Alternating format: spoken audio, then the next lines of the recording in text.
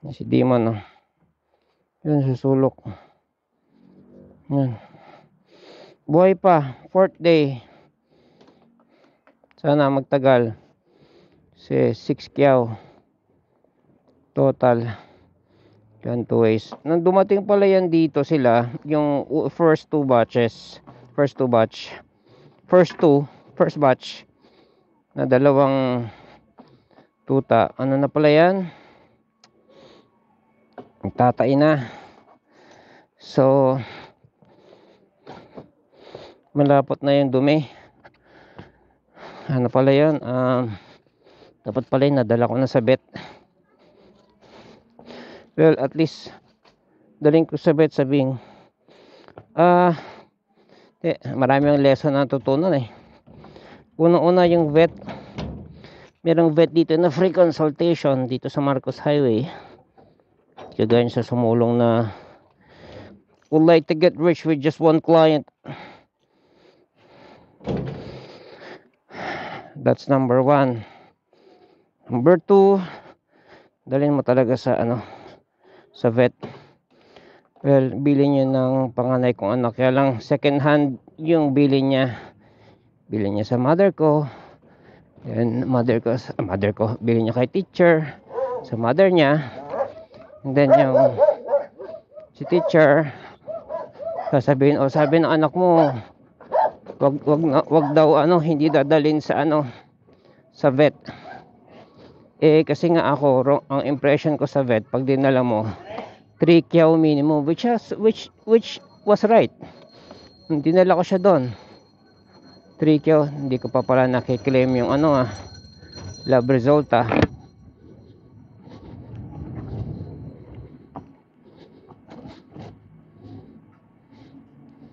Sabihin ko sila, kunin ko pala yung lab result.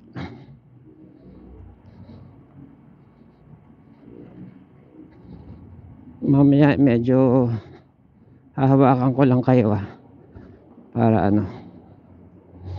hindi mawala yung cellphone.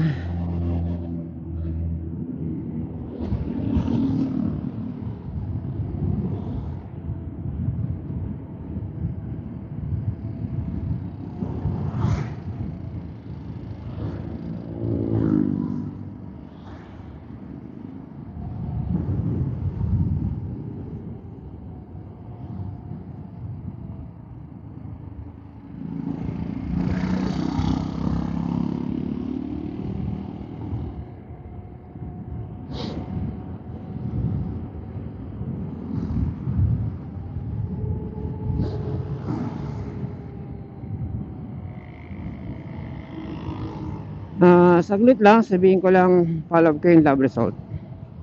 So, nagbayad ako doon 750.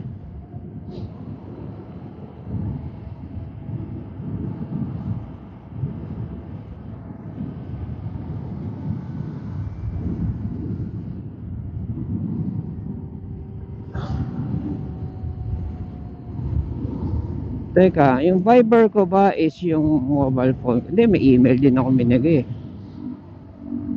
Viber tsaka email dapat nabigay sa akin yun. Napaka-negosyante talaga na itong Sipin mo.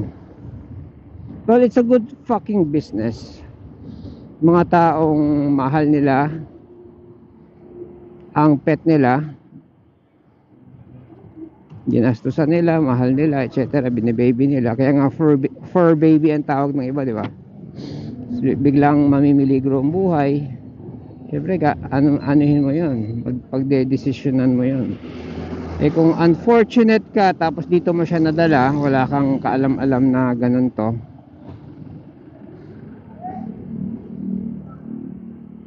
kawawa bulsa mo.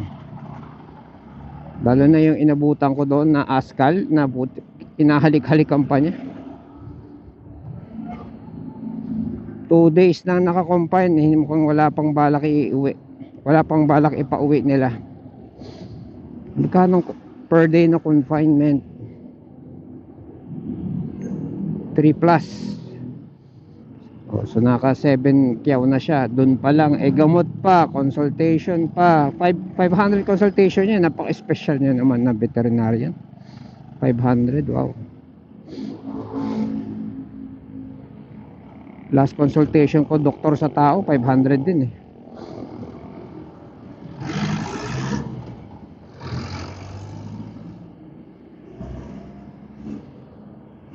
So, kiklaim ko ngayon yung lab result. Siningil niya ako pero hindi niya sinend porque kinancel ko. Doesn't mean na hindi niya nabibigay yung lab result ko.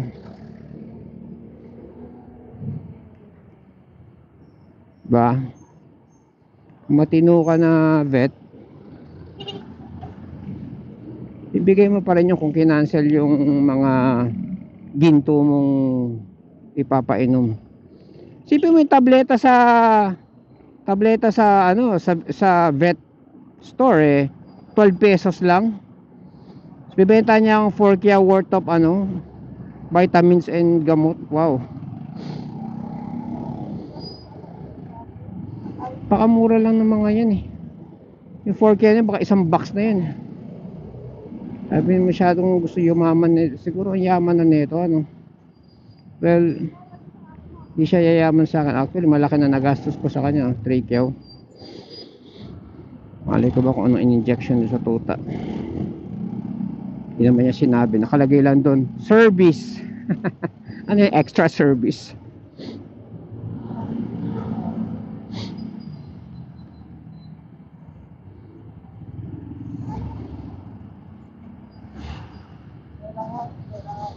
Nakatulong yung ano, may binili ako eh. Hindi ko alam na pwede pala bumili ng ganun sa ano, bilihan ng patukanong manok. Dinidescribe ko kasi hindi, may nakita ako sa Shopee. Instead of bilhin ko sa Shopee, actually meron na pala akong on the way from Shopee. Oh, may on the way na pala ako. Sabi ko hindi ko na mahintay. Bibili na lang ako. So nung hinahanap ko sa kanila, wala siyang ma-provide. Sabi niya na paano ba? Hindi ko ma-describe.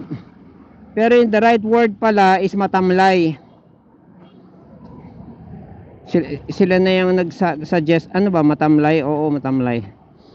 Kasi marami ka pang describe. Tatay, suso ka. Sabi mo lang matamlay, which is general description naman ng condition ng tuta. Yan.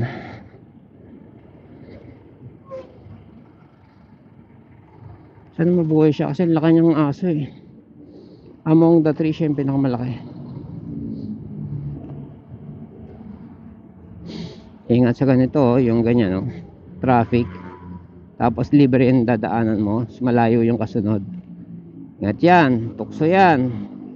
Dahil pag may bumuluga sa'yo at di mo na prenuhan, makakwento ko nga pala. Meron kaming ano eh, hindi ko na sasabihin kung ano siya dun sa lugar namin. Pero sabihin ko na lang na siya yung anak nung tatay na namatay na pinagbilhan ng lupa diyan ng mother ko. Well, hindi naman titulado yun, pero siya yung naka-occupy doon prior nung binenta niya. Yun. Yung tatay na yun namatay sa puso something. Pero matindi yung ano nun, yung kanyang pagkalulon. Kasi nakikita ako yun nung bago kami yun nagsasalita mag-isa sa sulok sa madilim na lugar, may kausap. Ba't napaka weird nun? Yung kausap niya ano, parang kaaway ganun. Ay di, habang naglalakad ka at this oras ng gabi, sino yun? Sabay paglingon mo sa kaliwa mo, nandoon siya sa may halamanan, putik. Parang maligno na ni ano pa naman siya? Bilad sa araw. Actually hindi na kailangan bilad, di kulay niya no, naturally ganun eh. Tapos bilad pa sa araw. 'Di ba? Ano 'yun? Hindi mo tuloy mahahalata na may tao doon sa gilid, ganun. Ganun yung tatay niya, ganun kalulon. Anyways, yung anak niya na bunggo ng batang teenager na nakabisikleta yan sa lugar namin, palusong sa amin eh. Lalo na lagpas doon sa iskinita sa amin, lusong na lusong doon eh. So, yung batang nakabisikleta, na ang bisikleta, ang tawag ko doon rekta. Ang tawag nila doon ngayon, Ricky something. Basta may tawag sila, may modern term sila doon sa ganung bike. Basta yun yung bike na walang preno, walang cambio, walang ano, wala lahat eh. Walang preno, walang cambio. Ganon. Ano ba yun? Ito na pala yun.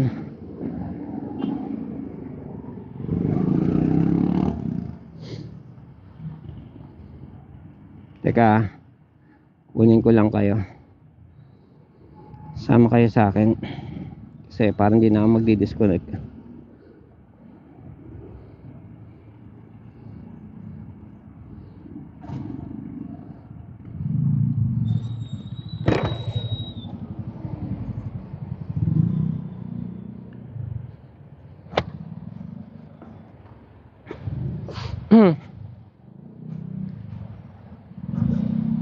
Tabo! Naku, walang tao.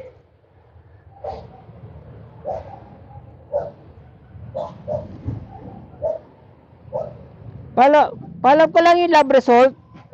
Yung lab result. Dun sa dinala ko dito ang itim na tuta ng isang araw. Demon. Oo.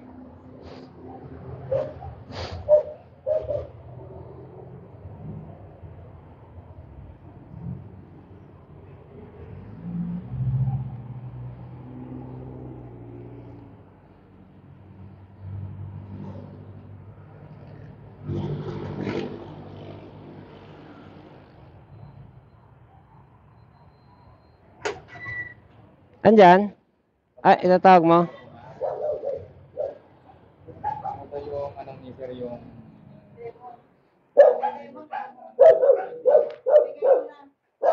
Meron dyan? salab po. Salab. Yung kaya mayroon mo may itim. Okay. Yung copy niya, ma'am. Oh, sige po. Ate po. Opo. Ito binigyan na po. Isa lang po. Opo. Opo. Ay. Client copy. Sige, ma'am. Dalawa. Sige, ma'am. Client copy. Sige, ma'am. Ito lang isa. Opo. Ito yung sa akin. Sige, ma'am. Ito lang po. Opo. Opo. Okay. O bayad na to nung ano? Opo. Sinabi na. Ito yung client copy. Oo. Okay, salamat. Thank you. Okay.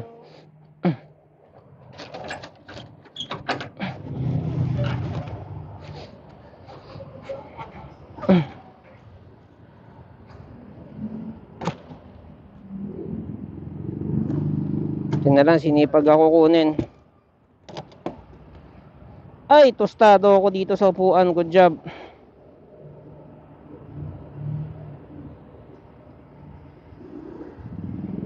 Hindi man lang in-email sa akin. Good job sila.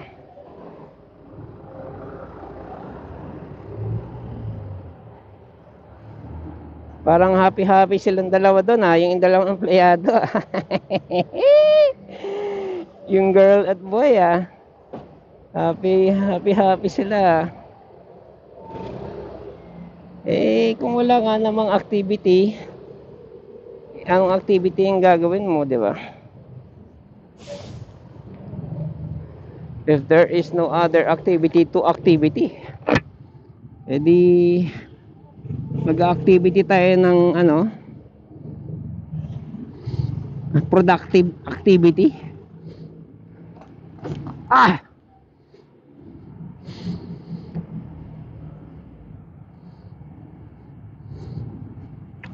I saw it with my own eyes.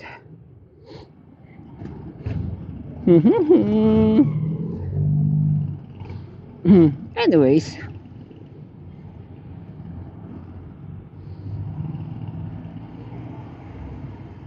hindi nyo pala nakita, nasa baba yung cellphone.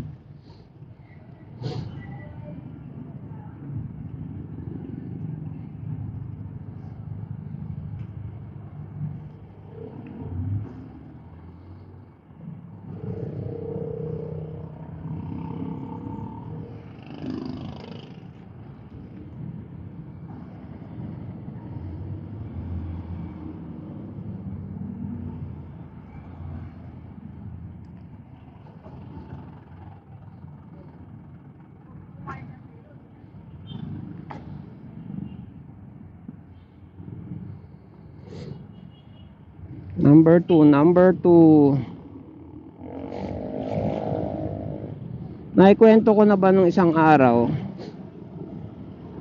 Sobrang traffic, sinundo ko si teacher, Sabado yun eh. Ano bang Monday? Sobrang traffic, nag number 1 lang ako. Ang tipid. Yung number 1 nito hindi na kagaya dati na halos hindi halos ano eh. Halos pang parking lang yung ano speed niya. Sobrang bagal number 1.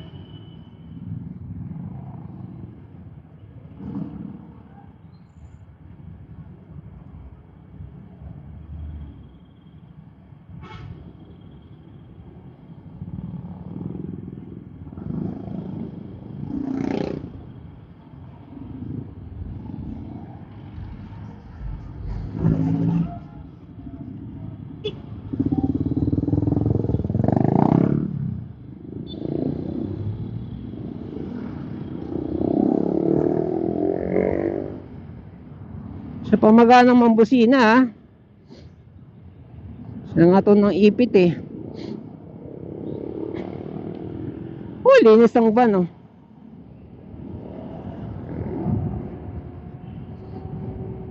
Pag ginugol mo yung salitang balisawsaw, wala nga salita sa English nun eh. At pag ginugol mo yun, anong cause, anong gamot, wala kang makikita. Pero kung meron ka mang kakilalang matanda, yun ang tanungin mo. Well, ako pala yun. Well, sabi ng matatanda, kapag umupo ka raw sa mainit, lalaki lang daw tinatablan nito, babae hindi. Kapag umupo ka raw sa mainit, like ganyan, umupo ako kanina dito, babalisaw-sawin ka. Ang balisaw-saw, katumbas niya UTI. Nagka-UTI na ba ako? Basta katumbas niya UTI. Masakit umihi yun. Hindi, masakit yung basta para ka may UTI yun. Pansamantagal lang yun. Siguro mga isang araw lang pag tumalab. Ganun. Anong gamot? Wala eh. Siguro inom ng tubig para may iwasan. Huwag ka umupo sa mainit. Google mo balisaw-saw.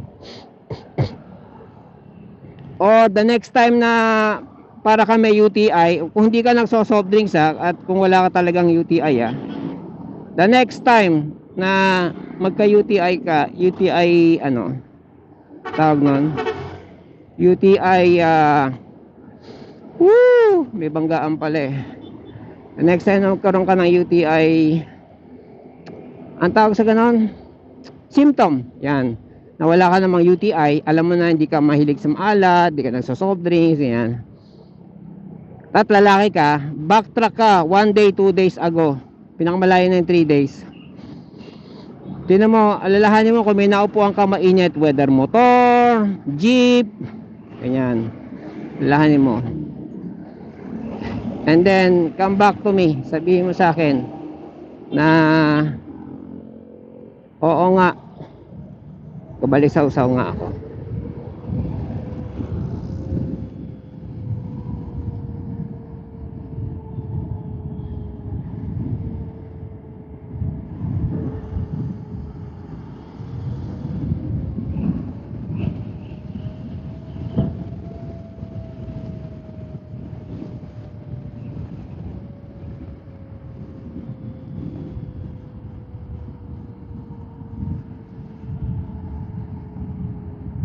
Ang ginagawa kasi ng iba, style read. Yung hahagingan ka, read for speed, hahagingan ka. Nagaya nila sa read. Ako ang trip ko ganito, sasabayan ko siya. Alam ko naman hindi siya nangangarere. Sabayan ko siya. Pag sabay na kami, saka ako saka ako bibira.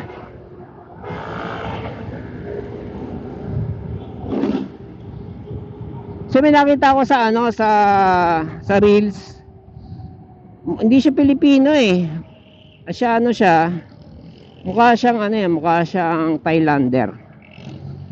So gano'n, bata pa, nakatingin siya sa, walang helmet eh, nakatingin siya sa nagka-camera, di ba? Umaandar na siya, nasa sa highway, lapad ng highway, walang sasakyan. So nakatingin siya sa nagka-camera, umaandar na siya, siguro mga 60 siya, ganyan.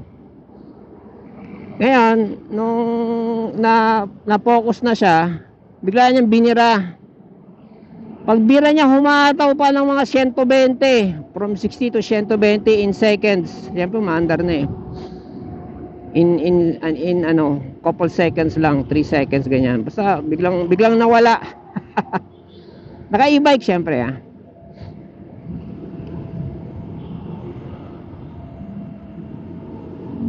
Kaya ganun ang trip ko, yung pagklaro lang naman, pagklaro, sabayan ko siya. Ganyan. Saka ko siya iiwan, tipong ganon. Kasi yung ginagawa ni Reed, yung matulin, delikado yun eh. Baka mamaya biglang lumiko siya ng walang signal, edi nagkasaplokan kayo.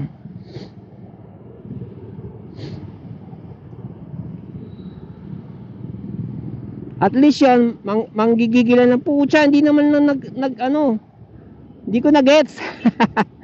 Na race kami, parang gano'n. Ay, natural. Hindi kita sasabihan. Mamaya, patulan mo ko, di madisgrasya pa tayo.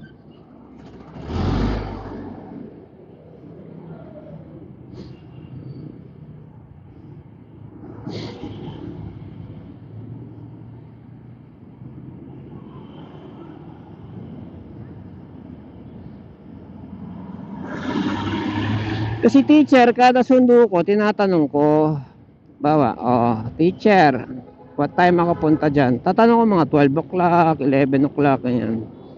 Kasi merong time na bigla niya sasabihin na, ay hindi, may seminar kami, ganyan. Kaya bigla niya sasabihin na, ay agahan mo, 12 pa lang, dito ka na, parang gano'n.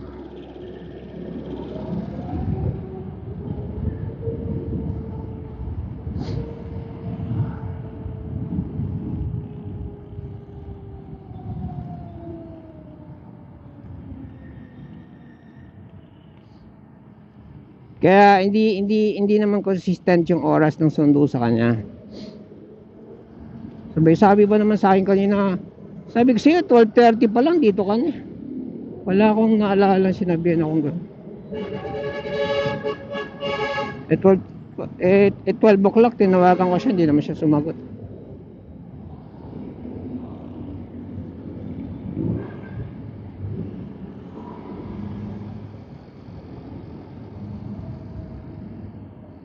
At least keso dala ko, pwede ako magmadali. Pag ADB talaga hindi pwede, pogi lang lagi ADB.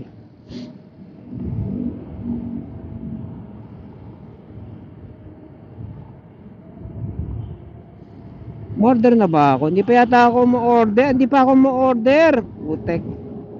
Yung takip sa shock absorber, paano order yun? Kailangan yun eh, para magtagal yung shock absorber mo. Actually, yung mga old school na motor, ang tawag doon, boot. Ganon. Importante yun.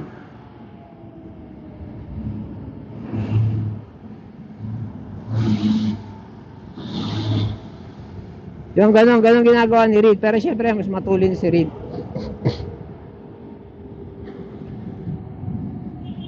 Excuse me. Uy, electric oh. Uling. Pangalan niya Uling. Nuling. Oh, Nuling pangalan. Electric yun. Electric yan, ganyang kaliit. May gumawa ng style 4x4 na electric na na para siyang paliitin mo na Toyota Land Cruiser itsura. Ang mahal 600,000. Wow. 600. Kaya gaya sila sa Hindi siya European eh. Kung ano man, chances are China siya. Mahal, 650.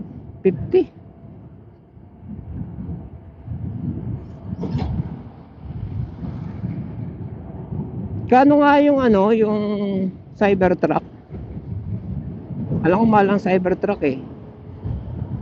Galing talaga mag-marketing ay putek. Ayun na. Galing talaga mag-marketing si ano yun, no? Si Elon. Siya yung mayaman eh. Lalo marketing strategy niya eh.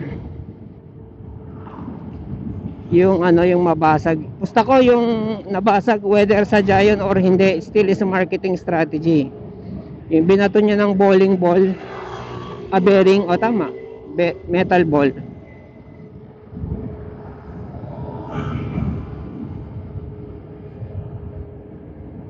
Focus muna tayo. Masyado lang madaldal.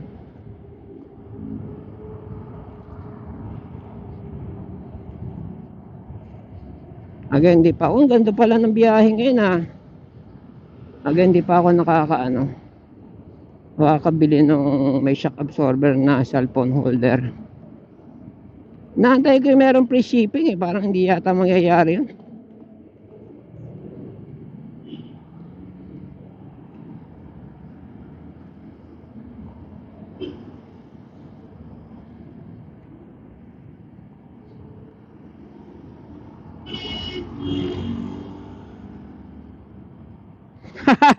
Nagbago isip niya oh.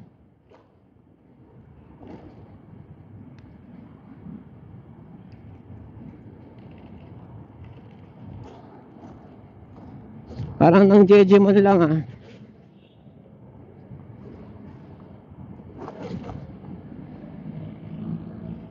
Pwede na lang kumaliwa, pumatalikod ako sa kanya. Kung hindi,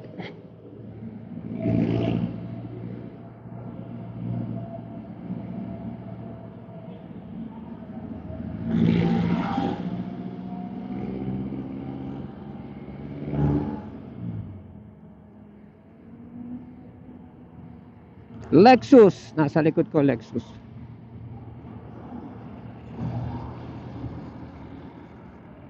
And 10-wheeler.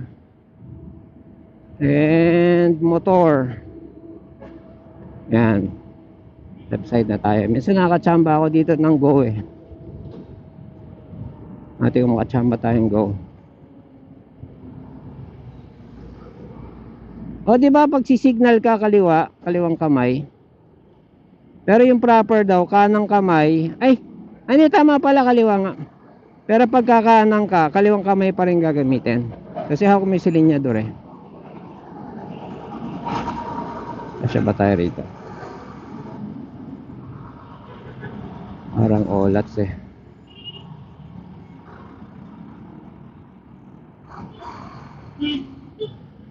Whee! Gali na naman ako. Ano ba yun? What do you think guys? Magpapa left turn na ba to? Padiretso ako. Diretso na tayo boys.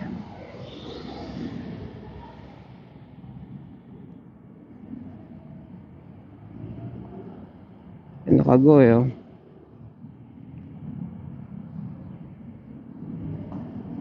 Woo! Unang humabol. Delicates pa tayo dyan eh. Kaya mo siya mag red. Sir, pero sir, masyado kong malayo sir ah.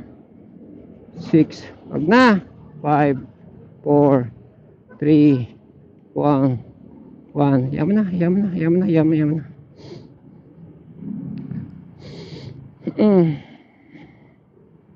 Itong expander na to, nasa left turn siya, babagal siya, ang asar lang eh. Ayoko siyang overtaken at kakaliwa ako dahil baka dumiretso siya. Exactly, ganun nga, diretso siya oh.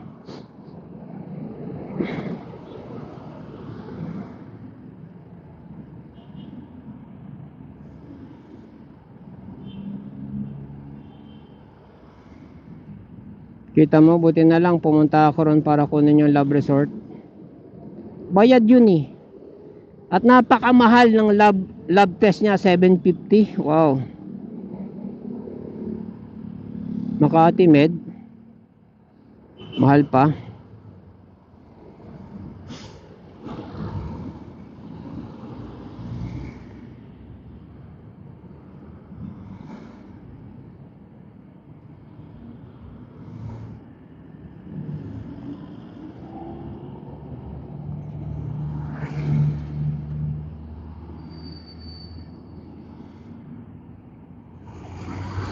Ay, putek. Yellow line pala, yellow box pala to. PCX. Pati PCX ma-vibrate.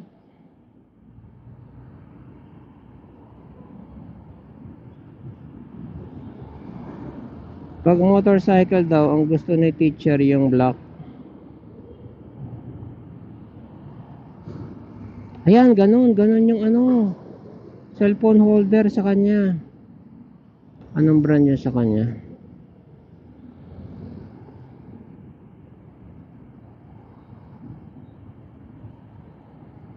Nakakatulong kaya yun, nilalagay na damit sa upuan? Well, yung binili ko walang kwenta.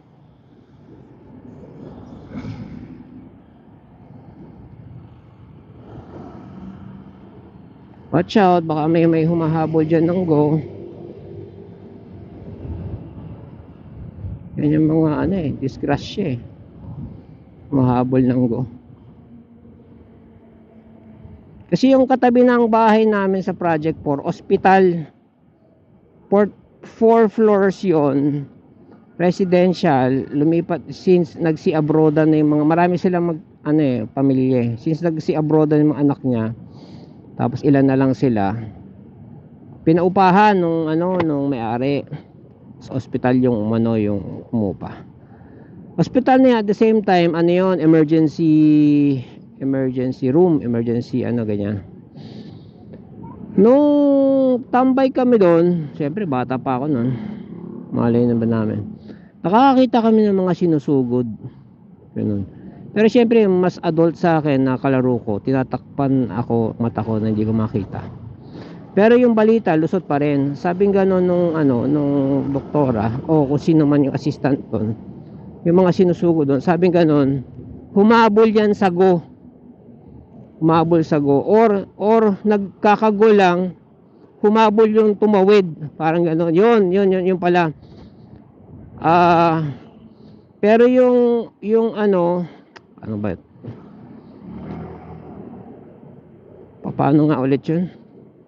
Basta something to do with humabol sa go. Yun, humabol sa go. Hinabol yung yung yellow ganyan, humataw ganyan. Tapos may tumawid, inabutan niya. So 50-50 yung 50-50 both yung 50-50 yung nakamotor and yung inabutan niya. Nagpang hindi, so dyan. Hindi rin medyo vague din yung memory ko dun sa whole story kasi tinatakpan nga yung mata ko nung adult namin nakalaro dun sa dun sa emergency room na nakakasilip kami kasi lang naman yun residential yun na ginawang hospital ganon.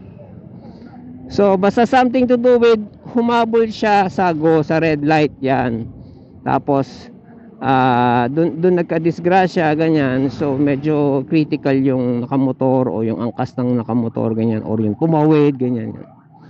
Kaya ako careful ako sa mga ganyang go. Pag malapit na, just let it go. It's not worth it na magbuwis buhay ka.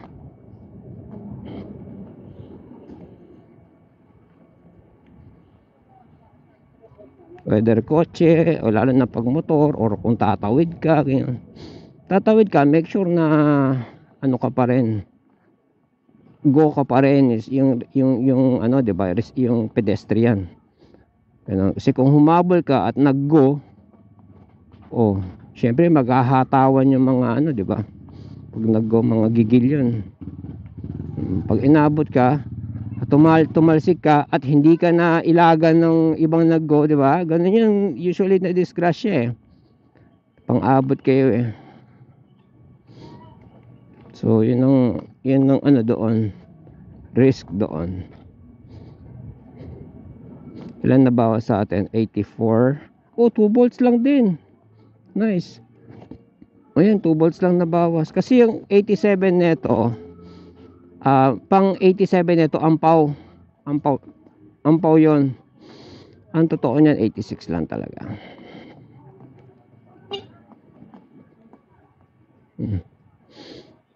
Ayan. Aneng.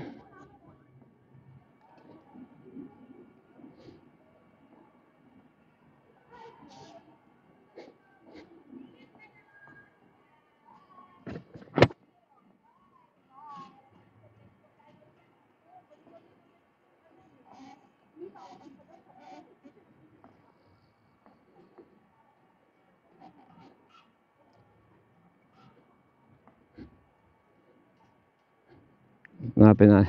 Sarado na yung room niya eh. So, nandito lang siya somewhere. Hina ng busina ko. Sige. See you later, alligator. Bye.